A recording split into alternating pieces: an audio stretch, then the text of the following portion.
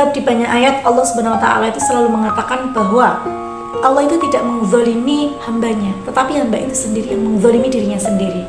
Innallaha la yadhlimun nasa syai'an walakinnan nasa anfusahum yazlimun.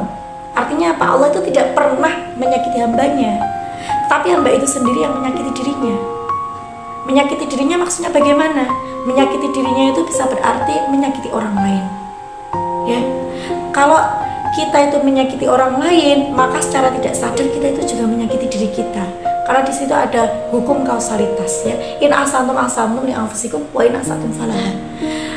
Kalau kita berbuat baik kepada orang lain, tuh kita juga berbuat baik kepada diri kita. Tapi sebaliknya, ketika kita berbuat kejelekan, berbuat keburukan terhadap orang lain, itu akan berimbas kepada kita.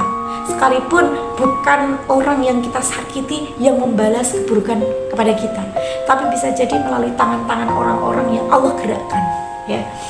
Jangan pernah menzalimi orang lain, sebab kamu sendiri itu sebenarnya tidak mau dizalimi oleh orang lain. Maka berbuat baiklah, karena kebaikan itu akan kembali kepada kita, ya.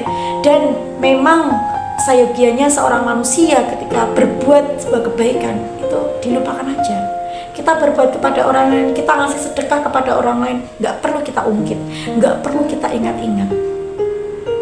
Maka ketika kita melakukan sebuah kebaikan, itu kayak kita itu buang air besar, ya.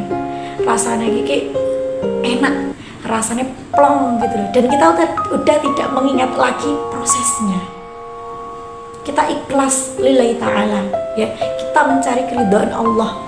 Kita niatkan amal yang kita lakukan itu adalah sesuatu hal yang menjadi kebutuhan kita, sehingga kita tidak perlu lagi mengingat-ingat kebaikan yang telah kita lakukan.